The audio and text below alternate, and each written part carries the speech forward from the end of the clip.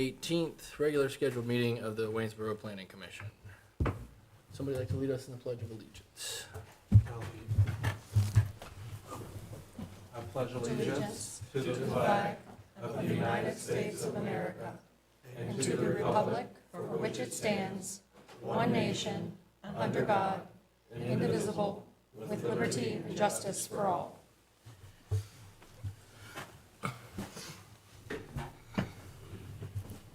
All right, we have a motion to adopt the agenda. I'll make a motion. Second. All in favor? Aye. Any opposed? Next, we have the review and approval of the minutes of the meetings held April 23rd, 2024, and May 7th, 2024, and May 21st, 2024. I did take an opportunity to review those minutes, and I did want to note for staff for number 6 from the April meeting, the resolution reflects a 5-0 vote, but the minutes reflected it was a 4-1 vote. Just wanted to point out that I noticed that one.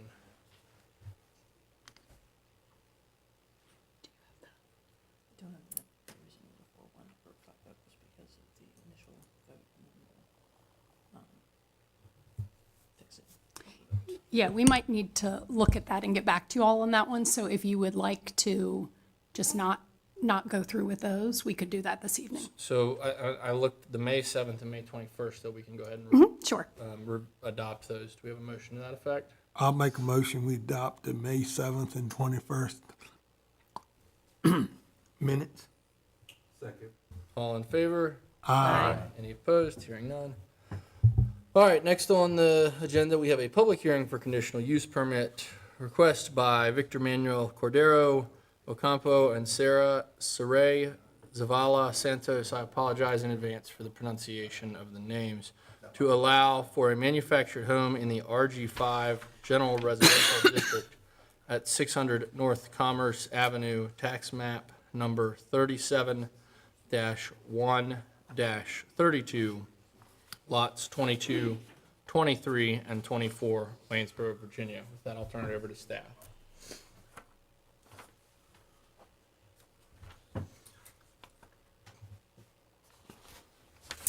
Thank you, Chair and members of the Planning Commission. So the nature of this request, the applicants have applied to relocate their manufactured home from Charlottesville to a property that they own at 600 North Commerce Avenue in Waynesboro. This aerial map that was included in your staff report shows kind of the surrounding uses. There is single-family residential within the area, some commercial, a mixture of duplexes, single-family, some industrial and commercial uses. So really a mix of uses within the area. So the City of Waynesboro Code says that conditional use permits allow for a case-by-case review of uses which may be, but are not always compatible with neighboring uses. So in order to approve a conditional use permit, the proposed use must be consistent with good zoning practice, no more adverse to health, safety, or comfort of persons living or working in the area than those uses generally permitted in the district, and then no more detrimental economically or otherwise to property or improvements in the surrounding area than uses that are generally permitted in the district. So now we're going to review the zoning requirements. The subject property is zoned RG5, which is our general residential district. The surrounding neighborhood, as I've briefly already discussed, to the north is also in the RG5 district and is primarily single-family residential. The area to the south of the property is a mix of zoning, including our mixed business district, which really is kind of our most flexible in creating a mixture of uses, local business, and then other surrounding general residential zoning. And this zoning map kind of covers all those things that were just discussed. So that yellow color is the general residential zoning district, and the properties of this application are outlined in blue. The brown color is representative of our mixed business district. You can see that these properties front on North Commerce Avenue, kind of directly across from the Norfolk Southern Railroad tracks. And then kind of that lighter orangey pink color is limited business zoning. So really a mixture within the area. So some additional zoning requirements that you'll note from the staff report. In general residential districts, manufactured homes can be located with a conditional use permit. So they have to be on a full foundation or completely skirted with materials that are approved by the building official. The homes need to be set up and tied down in accordance with standards that are set by the Virginia Uniform Statewide Building Code. And then lastly, Waynesboro City Code states that wheels, axles, tongue, towing apparatus, and any transporting lights would be removed prior to the final installation of the dwelling unit.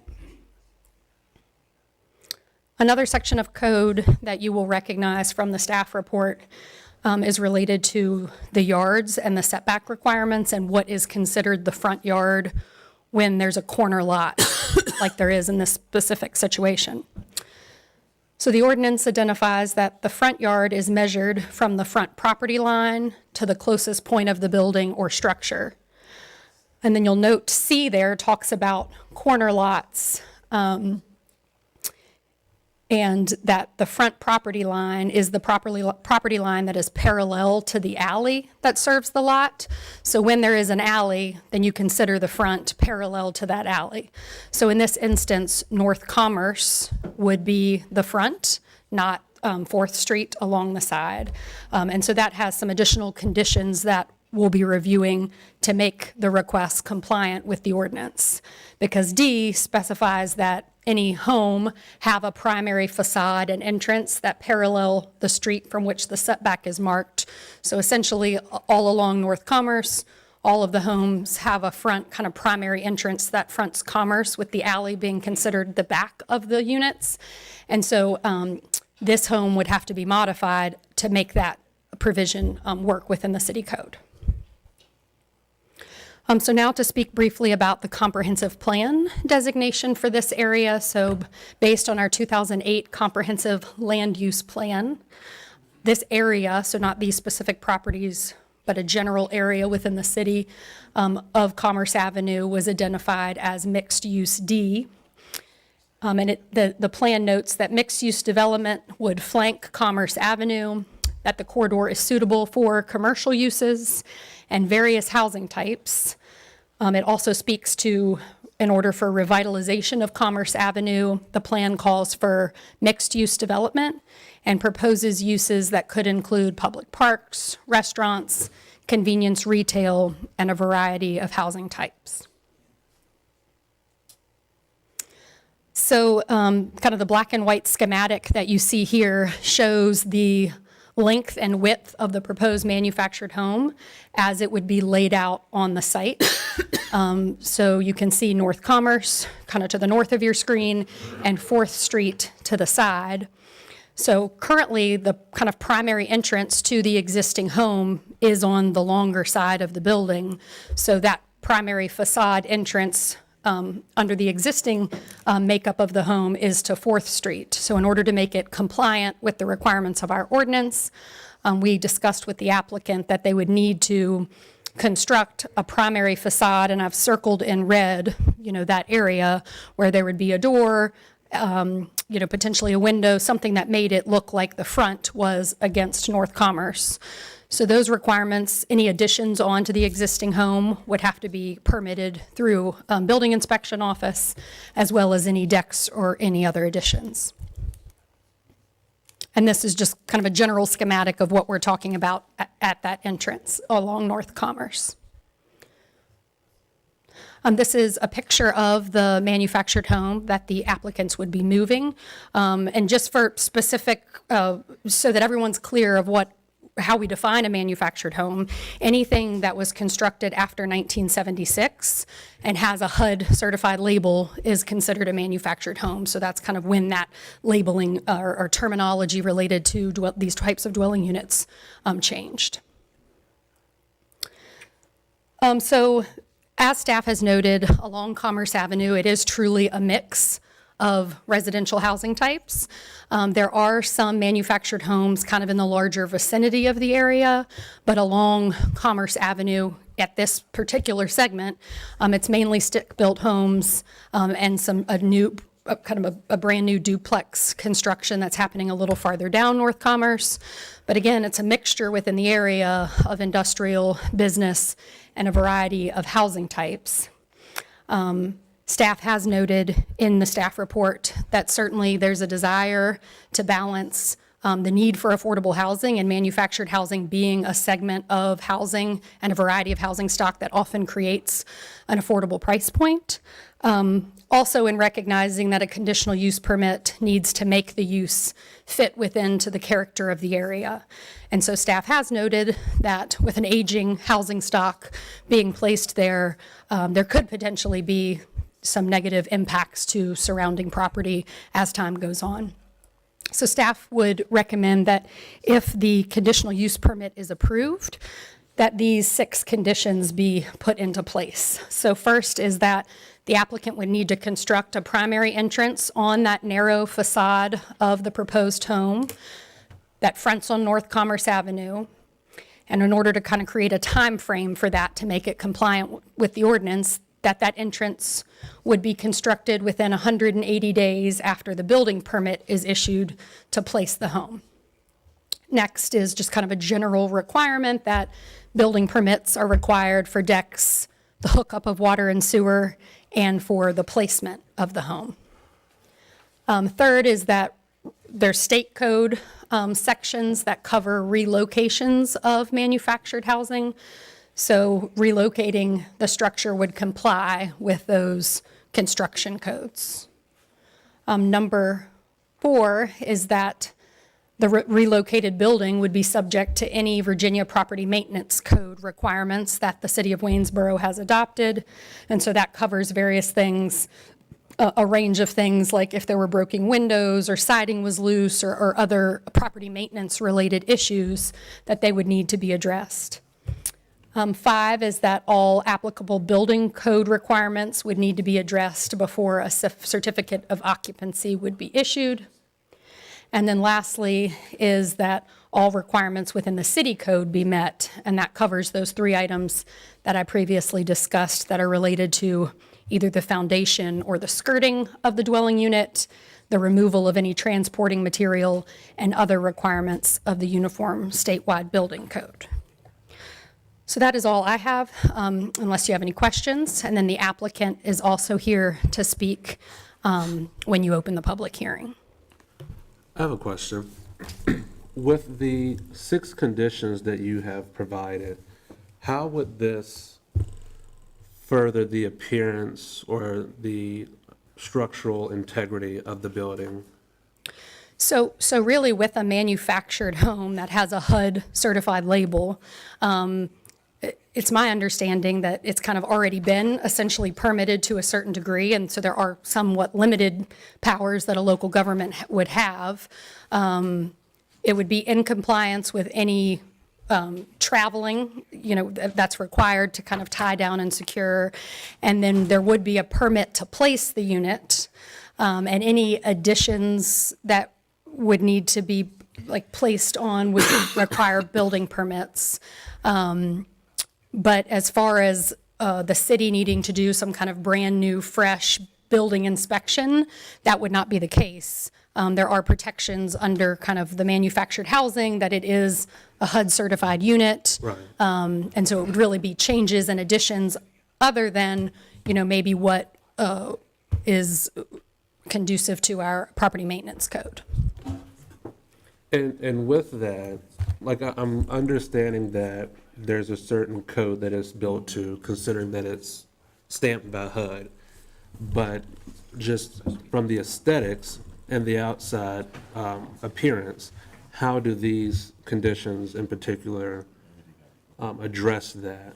So property maintenance code would likely cover some items, but I guess throughout the city, there's only certain things that property maintenance covers. So I'm not the expert on it, but it would be certain items that were kind of, nuisances and some larger issues. And, you know, I don't like to say the bare minimum, but it would cover certain things that would be very impactful on adjacent property. And were there any concerns from neighbors? We had a handful of calls, maybe one or two, and then explained the use and what the application was about, and had nobody express concerns, no. Okay. I do have a question. It stipulates it's 3 lots. It might actually be, Could you break down what the borders of those lots are? Are they segmented along 4th Street or laterally along? yeah. Because it just shows the one large lot. Yeah, so there, you can see kind of those other lines in there, but it might be 4 lots. Is it 3? So yeah, three lots. And, you know, they're fronting on North Commerce. They're kind of long, skinny lots that run from North Commerce back to that alley that the blue line is almost covering up. 10-foot wide lots? And then also related to this schematic, this confirms that kind of all the setbacks would be met, that it would have the required setback off of North Commerce, and then Laura could correct me if I'm wrong, but a side setback of 9 and maybe 5 feet, depending on the road side or the residential side. And so they're certainly, where they're showing it placed here is farther than that requirement. So yes, this is showing it all as one lot, but they would be meeting the setbacks from the entire property. I was just, like I said, I was just wondering whether they were Sure. lateral lots along 4th No, Street yeah, or if they're- they're very narrow. Yeah, narrow, kind of existing, long, skinny lots. Yeah.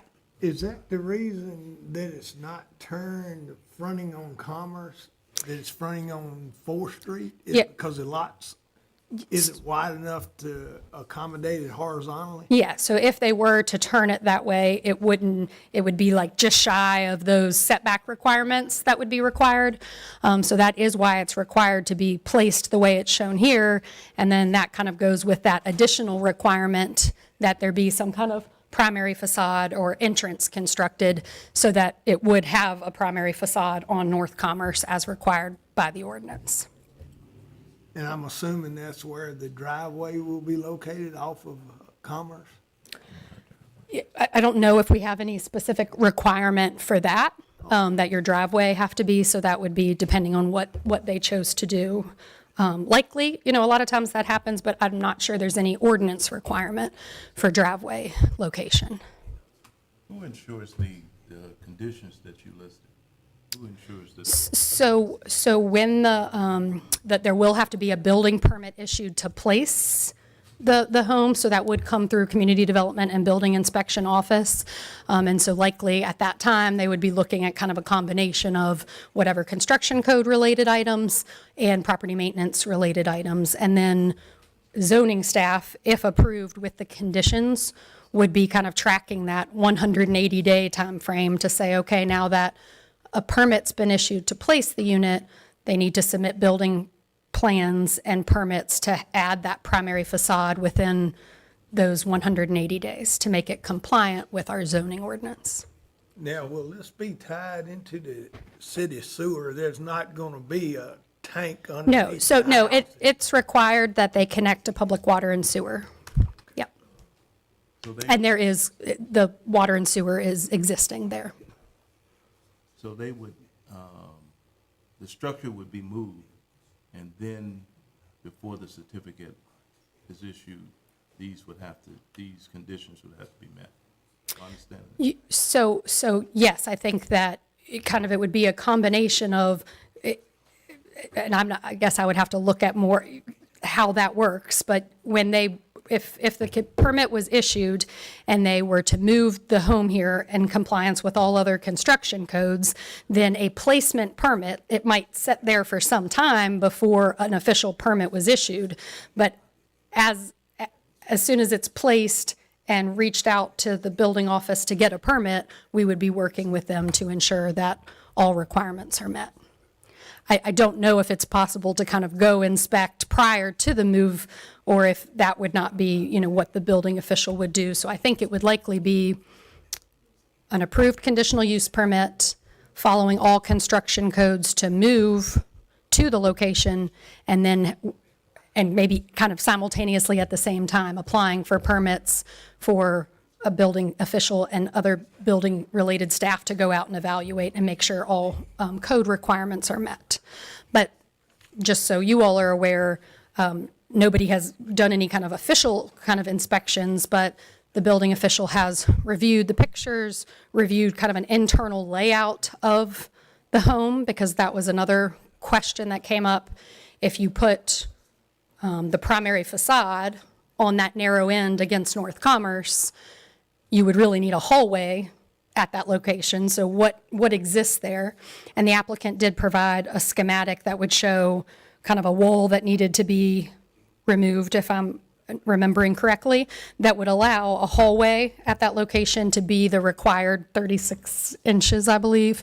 And so the building official did look at all of that was provided by the applicant, and from that, feels like it meets the requirements. Certainly would have to do all of it, on the ground and the permits for any additions, but no flags have been raised with the building office at this time in review.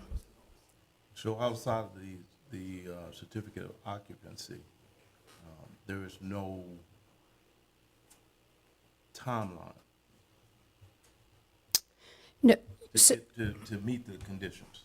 So you're talking about the other conditions about like removing skirting and foundation. Yeah, so I mean, I do think that with that placement permit, when they say, we would like a building permit now to place the unit, we would be confirming all of those things.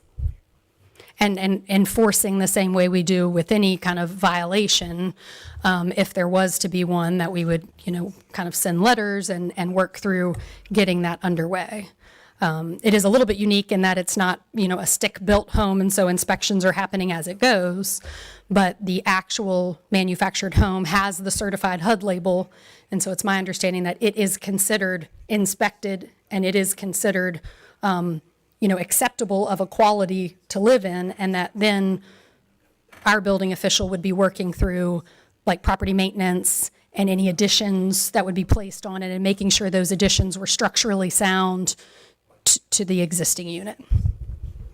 I'm gonna piggyback a little bit onto Kenny's question. To put the foundation under that, the unit has to be sitting on the lot. How long do they have from the time that they pull that on the lot to build that CMU foundation to set that manufactured home on? So the requirement to build the primary facade, staff just kind of came up with 180 days and hoped that would kind of provide time for building permit and all of that. Certainly, if you wanted some more assurances that things would move within a certain time frame, although I think our department would be on top of it and making sure requirements were met, but we could always add that, 180 days or less be time also when the full skirting is had or the foundation. I mean, until it's hooked to water and sewer, you wouldn't be able to get the certificate of occupancy. So all of those things would be happening, simultaneously. Yeah, 'cause my concern is that they pull a thing on the lot, start living in it, and 2 years from now, it's only got a half a foundation underneath of it. Yeah, so those are requirements of our ordinance and protections in place that the city has to require those. Let's hope that then, since they're here, we have better faith in that. I think we're okay to have good faith in our citizens. Yep.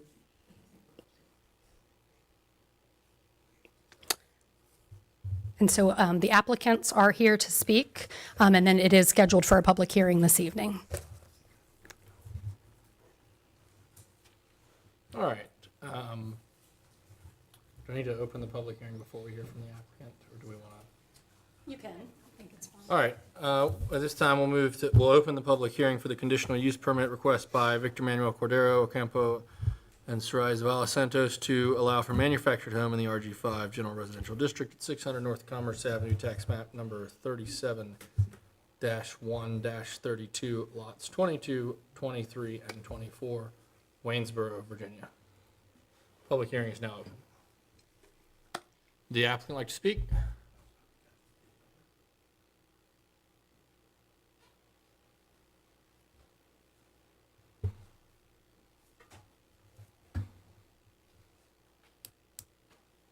Buenas tardes. Good afternoon. Sí, nosotros hemos vivido en esa traila por más de 10 años We haven't moved that trailer for more than 10 years, y nos sería de gran ayuda si pudiéramos obtener el permiso condicional para poder and it would be a great help to us if you were to allow this permit for able to us to move it here. mudarnos y nosotros tratamos de cumplir con todos los requisitos que se pida. To allow us to move it here, and we will comply with all the requirements that you were asking for. Eso. That's all. Have any questions for the applicant? No question. Thank you. Gracias. And we did not do sign-up sheets this evening, so I think you could just say if anybody wishes to speak on this request. Does anybody wish to speak on this request?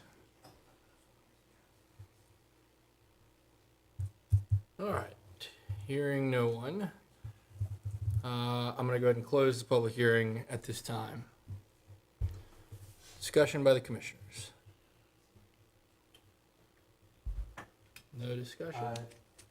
I know that there has been a gray area when it comes to the city's point of view, whether to allow more manufactured homes of this style into the city.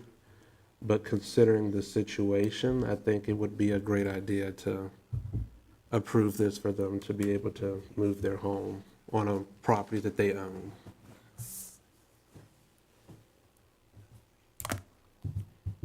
I'm inclined to agree. I feel like they've done everything and more than we've required of them. And I believe it'll be a nice piece of property and a lovely home.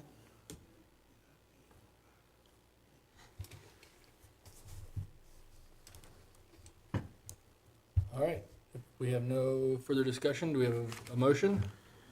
I make a motion that we approve the CUP with staff's recommendation with the following condition: that the applicant shall construct the primary entrance on the narrow facade of the proposed manufactured home that fronts on North Commerce. Such entrance shall be constructed within 180 days after the building permit to be placed. The manufactured home is issued with all of the 6 conditions. All right, motion on the floor, any second? I second it. All right, all in favor? Aye. Any opposed? Hearing none, motion carries. All right, the next item on the agenda is a closed session for the Planning Commission. I want to recognize Mr. Lunsford. Thank you, Mr. Lunsford, for coming and translating. We really appreciate it. So do we have a motion to send us into closed session? I make a motion that we move to recess, into a closed meeting in order to consult with the city attorney regarding specific legal matters relating to the Smith zoning application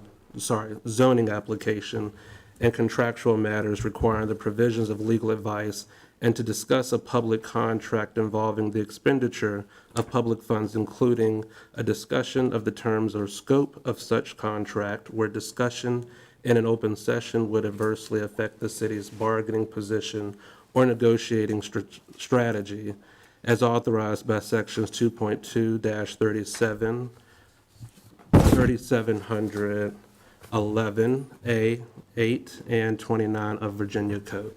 And this is a roll call vote, so I'll just say your names. Jeremy? Do we need a second before we? Oh, yeah, sorry. I'll second. All right, sorry. Okay, Mr. Sloat? Aye. Mr. Lee? Aye. Mr. Stewart? Aye. Mr. Flory? Aye. Mrs. Boyle? Aye. Mr. Klon? Aye. Mr. Gibson? Aye. All right, we're going to retire to the room immediately behind us for the closed session.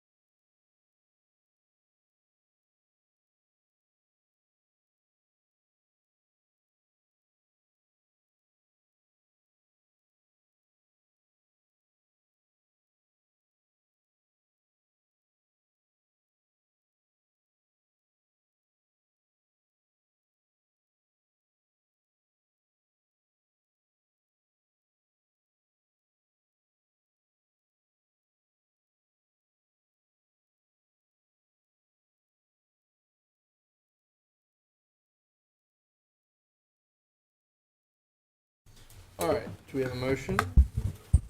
I make a motion that with respect to the just concluded closed session, and to the best of each commissioner's knowledge, only public business matters lawfully exempted from the open meeting requirements under the Virginia Freedom of Information Act, and only such public business matters were identified in the motion by which the closed meeting was convened, were heard, discussed, or considered in the meeting by the commission.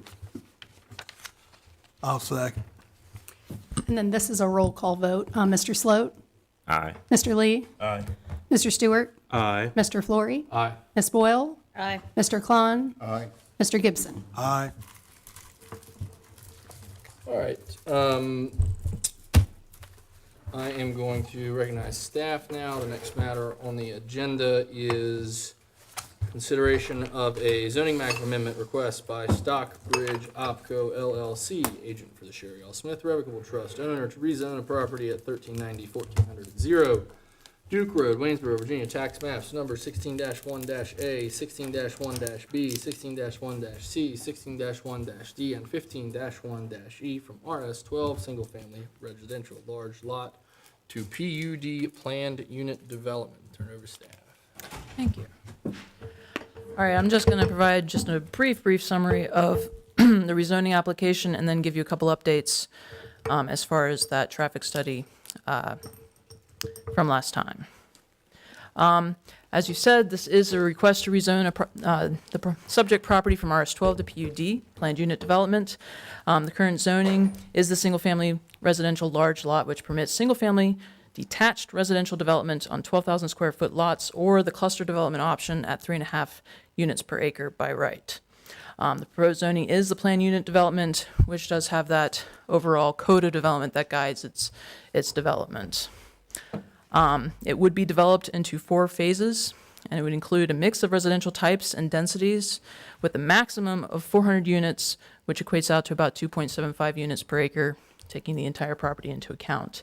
It would also include the dedication of 60 acres of public parkland, construction of 0.74 miles of the greenway, and there will be some connectivity among the phases and to the adjoining properties. Again, here is that overall development area diagram. The area in the center in the green is the dedicated parkland, and then you have your 4 development areas. And here again is that concept map with those development areas. You have Westfield over here on the west, Hopeman Ridge to the south, Streamside, and then that Duke Road single-family development areas off to the east. So where we left it last time, we were waiting for the results, or we had received the turn lane warrant analysis, but we hadn't had a chance to take a close look at it and see what, if any, recommendations it would have as far as traffic improvements would go. And so that turn lane warrant analysis did break out the 3 different development areas and looked at what improvements might be necessary in each, starting with the Hopeman Ridge development area. That is the area on the south. That development area would trigger left turn lanes on Hopeman Parkway.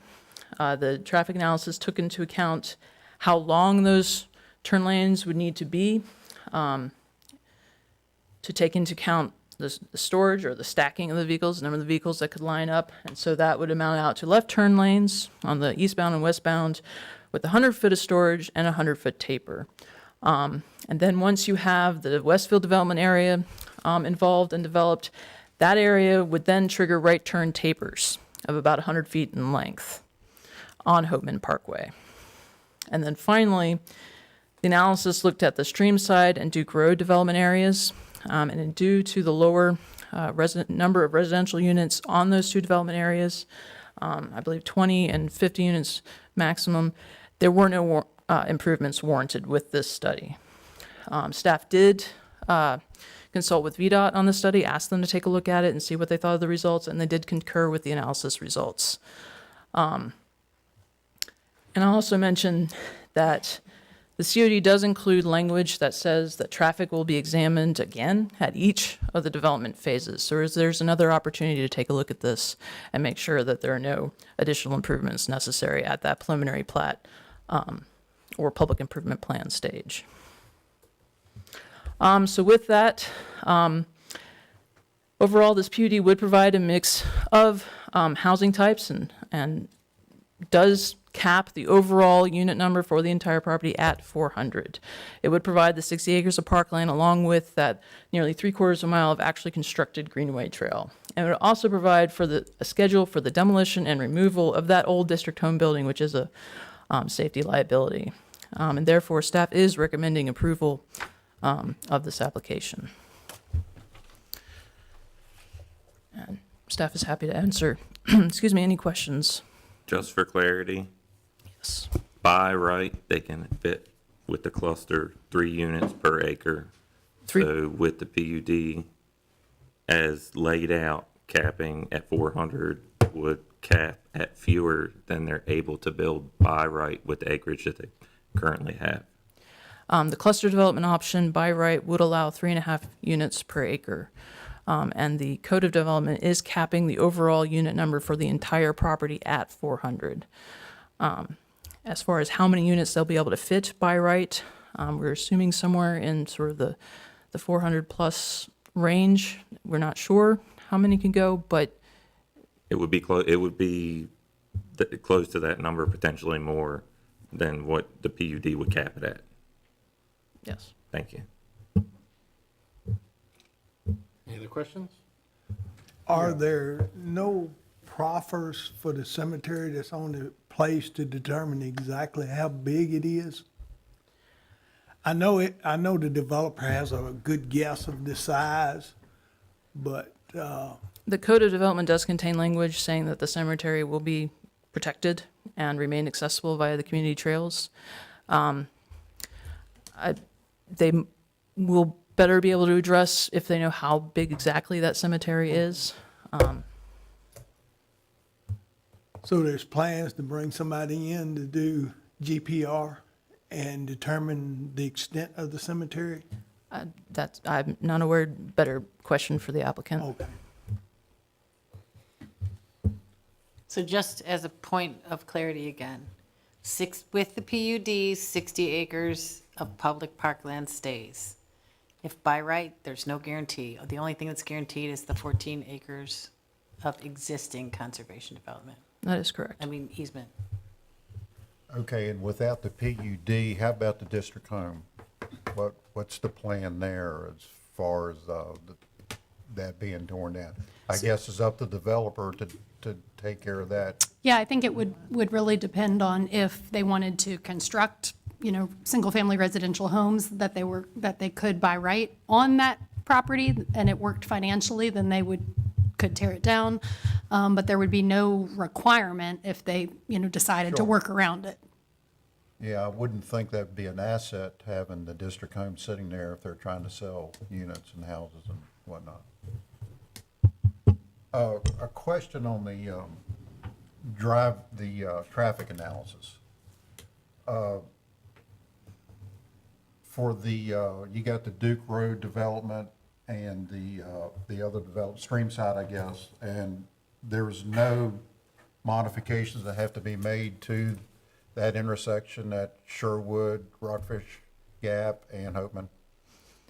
There were no recommendations for improvements warranted in the traffic analysis. This is an old story for y'all, but my wife and I use that intersection every day, but I'm not going to go into that again because it gets pretty bad there as it is. And that's without the other 500 to 1,000 units that are under construction or to be built along Hopeman Parkway. Then you're bringing this in. It's just hard to believe that, because even with the other phases, that's got to add traffic going towards 340 for people that are working in Charlottesville, hitting the interstate and whatnot. So I don't know, when they do the traffic analysis, do they take into consideration the other developments that have already been approved that are under construction or in the pipeline in addition to what this brings? So I think when it's helpful when we talk about a traffic analysis. I'm not a traffic engineer, so I don't know everything, but it's important to remember there's varying degrees of traffic studies that can occur. There's specifically turn lane warrant analysis. There are VDOT requirements to do a full-blown, what's called a TIA, traffic impact analysis, that you consult with VDOT from the beginning, and you kind of identify all the specific areas that you might need to study. So, we as staff don't want to overstate that some analysis that was done that wasn't, in terms of the safety of the specific intersection. But what we have to look at when a developer comes to propose development is what the existing zoning is. If they were proposing a significant upzoning to put, 800 units there, or to put business there, or something that would change drastically the entitlements of the land, then we do have the ability to say, wait, you've got to do a full-blown traffic impact analysis and take a look at this. Because what they're proposing is similar in impact to what is allowed by right under the large lot residential, then there are kind of much more limited things that we can look at. And turn lane analysis are one of the things that are often triggered even past the rezoning stage when someone comes in with a site plan submittal. So I just want to your point, not say, okay, there was some full-blown analysis of that intersection. It's an intersection that exists today. The analysis looked at, here are the number of additional units that would be on Duke Road. Are there any turn lanes that would be warranted as people are turning to get to that development area that could cause some kind of issue? And there's a map that shows when that threshold is met, and it's based on speed and things like that. But I just wanted to be clear that there was no specific study of that intersection. But it's not common that you would require an off-site study of an intersection if the development potential of what is currently on the books and what they're proposing is roughly the same. Okay. Can you go back to that slide? So you're saying no study was done on this where they have the result of no improvements warranted? So I'm not saying that no study was done. An intersection analysis, to look at the intersection. And again, I'm not a traffic engineer, but what they were looking at was based on the proposed development and then the connections and directions that people would likely be going, are turn lanes warranted along those roadways? Okay. And so it was determined specifically for that no turn improvements were warranted on Duke Road for that development number.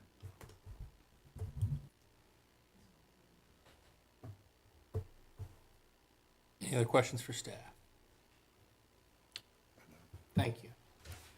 Now we're going to do something which we probably should have done after we closed the last public hearing, but it was late and it was hot.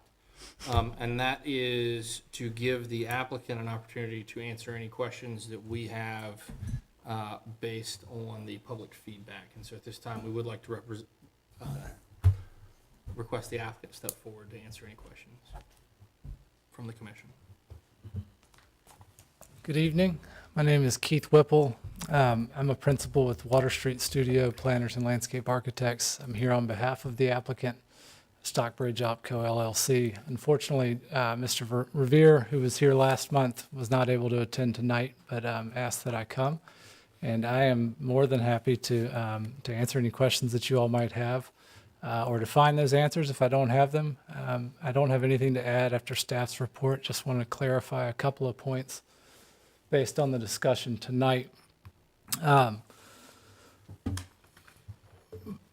First, with regard to the cemetery, that cemetery is associated with the old district home, has been surveyed, and the code of development as proposed or as written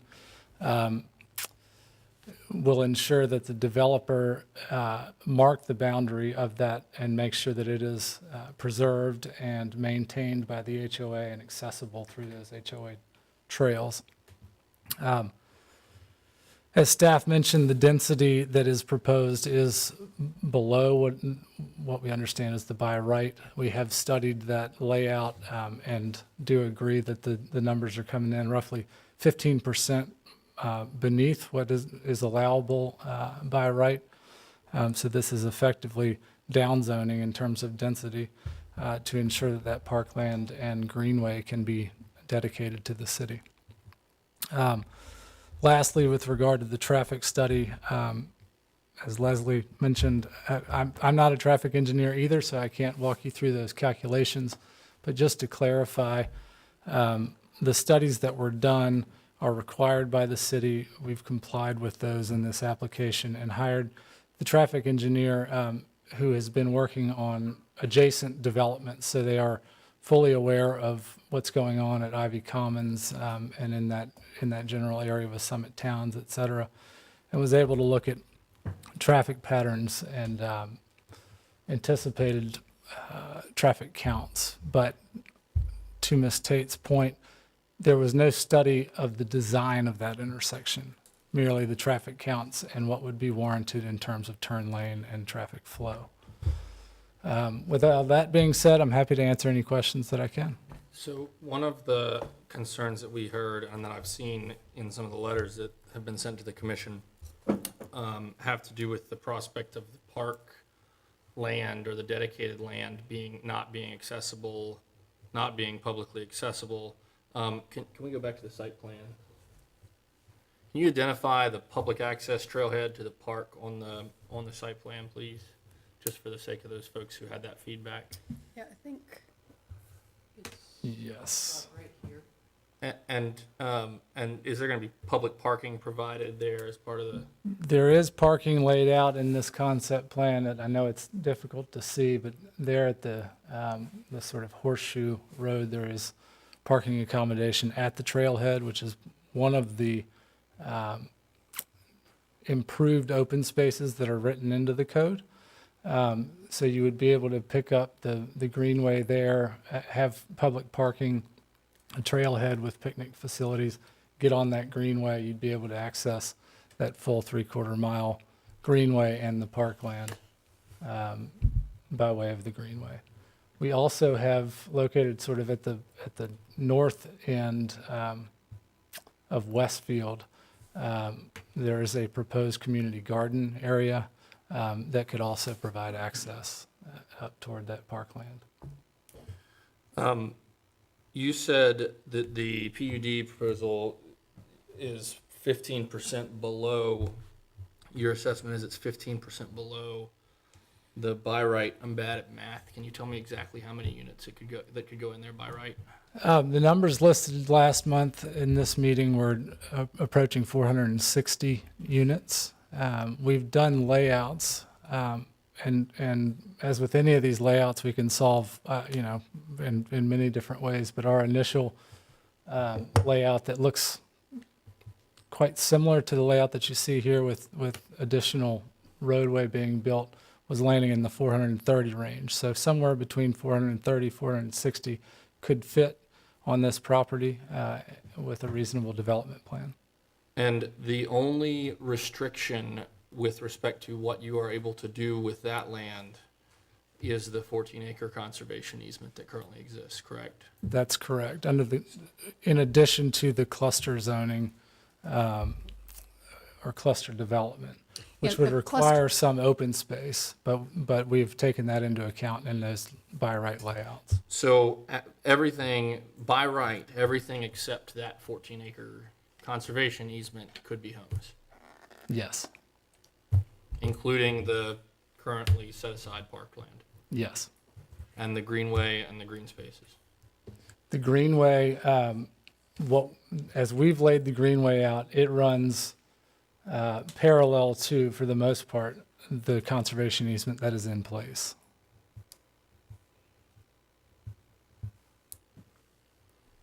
But without the PUD, The you greenway don't would have to not be- build, you don't have to build a greenway. No, Or the park. or the park. And does that mean that without the PUD, you can cross that stream anywhere you want to in this It development? does not. Those regulations are, that easement is in place, and it would take quite a bit of money and legal work to undo what was done there for the benefit of VDOT in terms of mitigation. So that easement is So there. that is a stream bank mitigation project. It was, yes. Who holds the enforcement easement on that stream bank mitigation project? I cannot say, that's a question for Mr. Revere, unfortunately, but the city was involved in that recordation, so I'm sure it's a matter of public record and on file here. I just don't know who's holding that particular. And what, do you know what stage of development? I mean, they're done moving dirt, I presume, on that They stream are. bank mitigation? They are. It's performing and under maintenance now. Do you know how many stream bank credits were issued? I do not. And they were issued and then sold to VDOT? Yes. And who developed that stream bank? Was it the trust or was it OPCO? It was not Stockbridge Opco or the applicant here tonight. I'm not sure what entity that was, though. Again, it's on file. City council weighed in on that in 21 or 22, I believe. And so that easement is in place and would not be affected by the proposal by right or under PUD. So with this, how many stream crossings does the stream bank mitigation easement allow? So the easement itself is platted, and you can see two crossings on the east side of the property, one red, one green. Those are trail crossings. There's a third sort of can I approach the screen? There's, if you want to use this clicker too, that is the red button. So there's a crossing allowed here, and that's the greenway. Community trail crossing just to the north there. The greenway would cross the stream right here. And the proposed road connection actually sneaks by that easement. The easement stops 60 feet north of the southern boundary of this property, allowing for that road connection. So does the stream bank easement landlock the portion that is going to be dedicated for the park? It does not. No, that portion of the property remains accessible,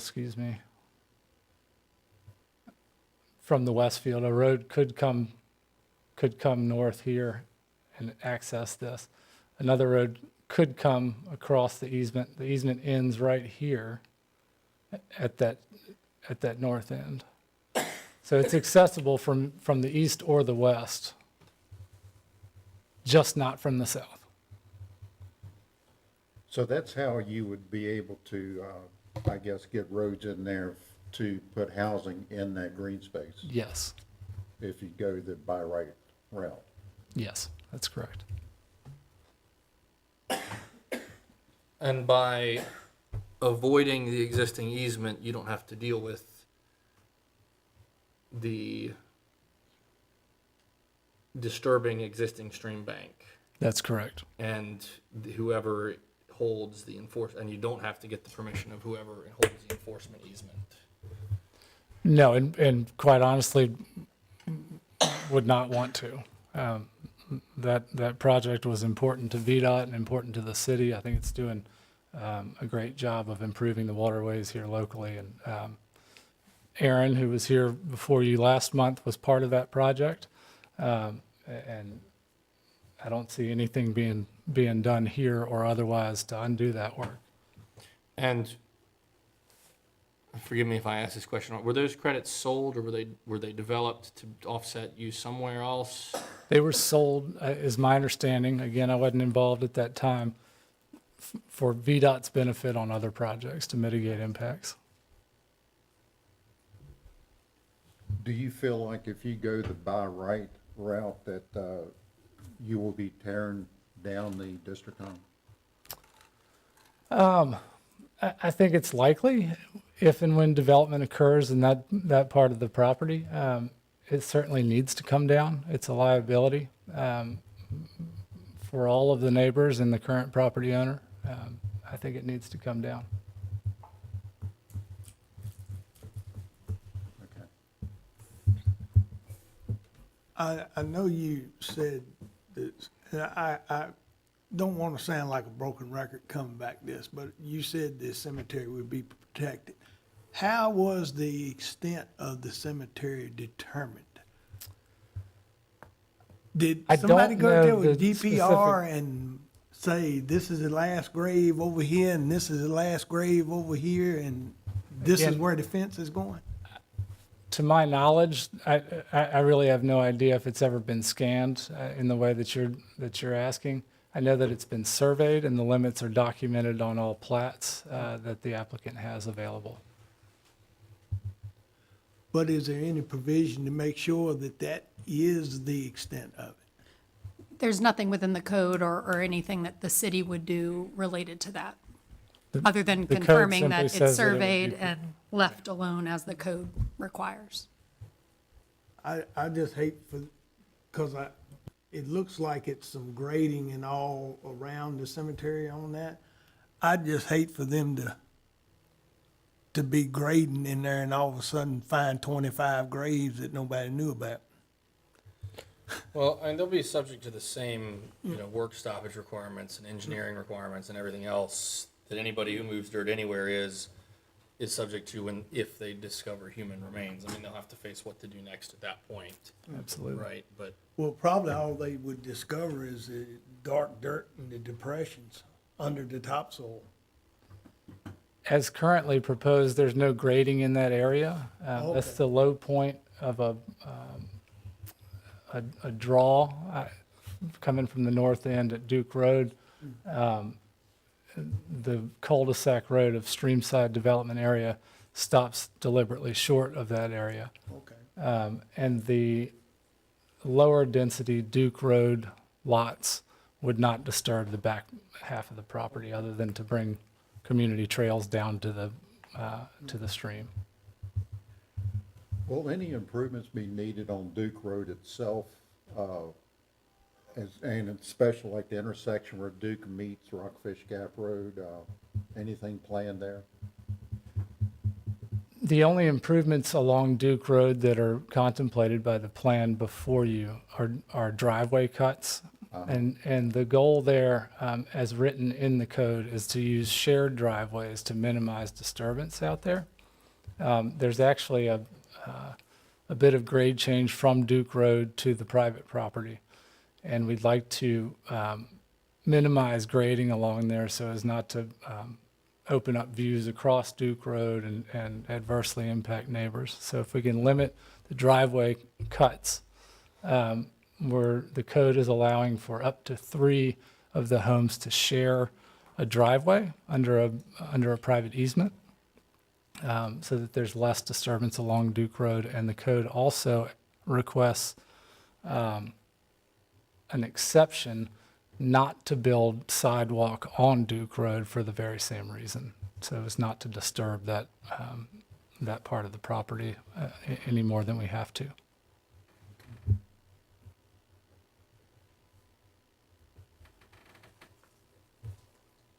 any other questions? Thank you. Thank you.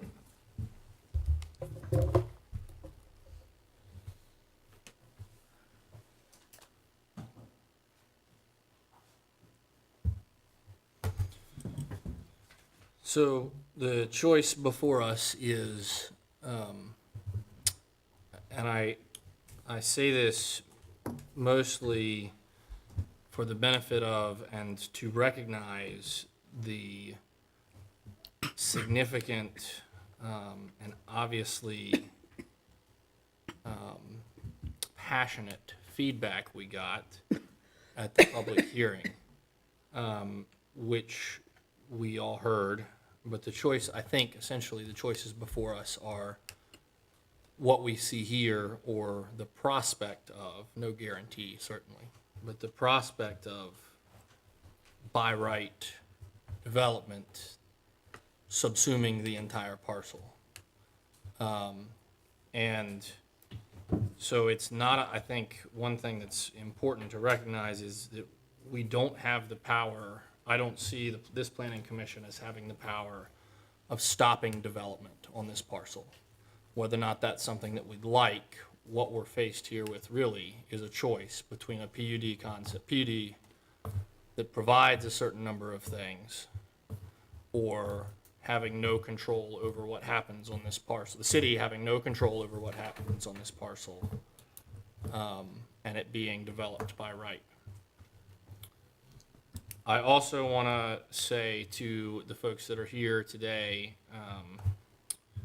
who were here at the last meeting and who feel strongly about this, I want to point out that we recommend, our job as the planning commission is to make a recommendation to city council. And our recommendations are not final, our recommendations are not binding, and the city council will have the final say on whether or not this PUD is approved. And that process will include another public hearing before the city council. So we did, I will tell all of you that are here, that were here last time, that we did have a lot of discussion about having another public hearing I actually asked staff if we could have about the prospect of having another public hearing, because I wanted to make sure everybody got heard on this issue. And I think we felt like because there's going to be another public hearing before city council, and there wasn't a lot of new grounds to cover, we didn't really need to have another public hearing. So I think for that reason, I think we're probably ready for a motion on this application. I make a motion that we accept staff's recommendation to approve the PUD for this subdivision. I'll second. All in favor? Aye. Any opposed? No. 5-1. Motion carries 6-1. 6-1.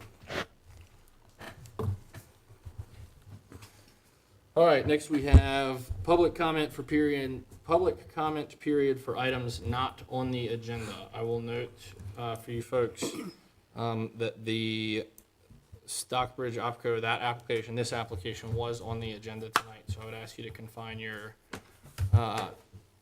public comment during this period for 2 items that are not currently on the agenda.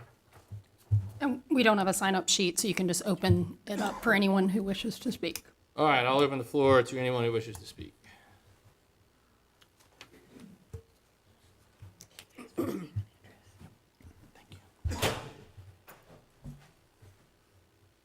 Thank you for allowing me to Please speak. state your name and address, please. Jesse Haber, 1571 Duke Road. Sure. I understand that I'm not allowed to speak regarding the Smith Farm proposal, so I'd like to speak about the restriction of not being allowed to speak about the Smith Farm proposal. There were meaningful changes spoken of here with the traffic plan and such, and your questions to the developer, and the developer was given a second opportunity to speak. So it's only fair and democratic that the people also get an opportunity to speak and respond to those items. Go ahead, you got something to say? Thank you.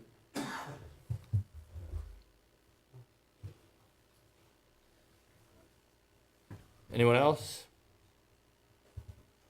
All right, next we have the review of minor subdivision. You got Oh, one? I'm sorry. I didn't get up fast enough.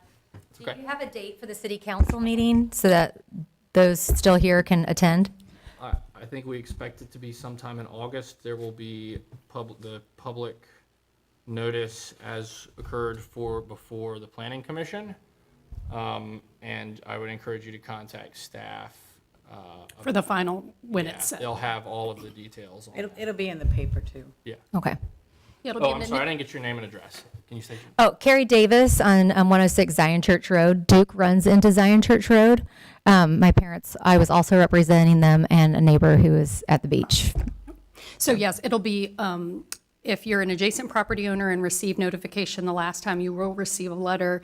It'll be on the city's website. We'll run an ad in the newspaper. But yes, the plan, it would likely be in August. City council has 2 meetings in August.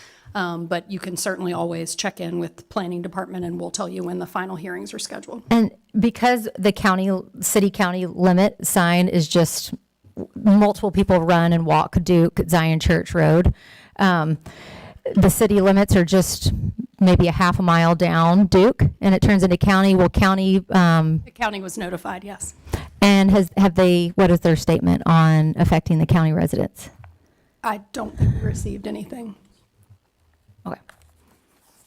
Thanks.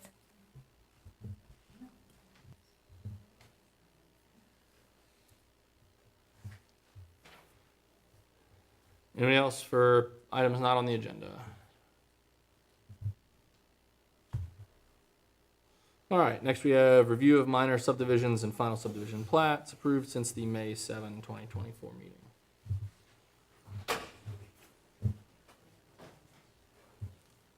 That's okay. Okay, I just have one for you this evening. It was the final plat for Creekwood, Phase 1C1. Creekwood, of course, is the subdivision located behind the Walmart and Martin's and Grand's. So this is for a section of Creekwood, just down, or just behind Grand's is where this section is, or behind the Walmart and behind the Grand's is where this section was approved.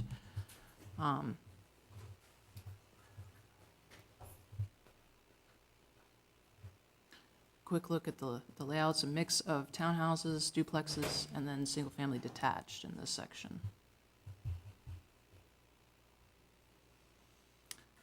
And this was the only one I had for you tonight.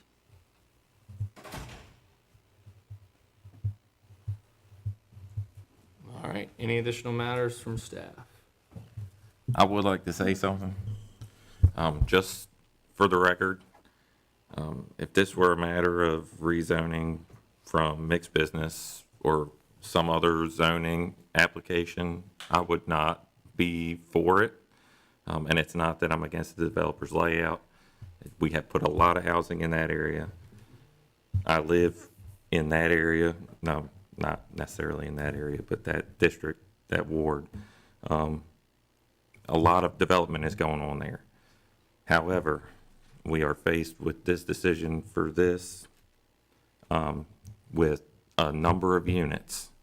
And while we're sacrificing some more condensed housing on the east side of the property, the river side of the property is getting less dense, and we have the open area that we have access to. So it's kind of making chicken salad. You guys, so I wanted that on the record that, you know, it's the type of decision and the type of options we're laid out with, and I do believe that the developer did a good job with meeting on that and doing something that would be mutually beneficial. Yeah, I think, and maybe this is, we're now more on to commissioners' correspondence and communication. I think we all have strong feelings about the Smith Farm application. We received a tremendous amount of feedback from it. It's probably the most controversial thing that we've had before us. And if it was as simple as saying yes or no to it, I think we all, well, I won't speak for anyone else, but I know how I would vote, but it's just not that simple.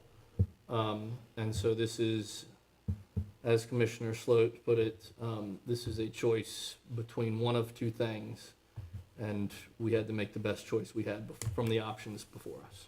Do we have any other commissioners' correspondence or communication? I'm moving my business to Waynesboro.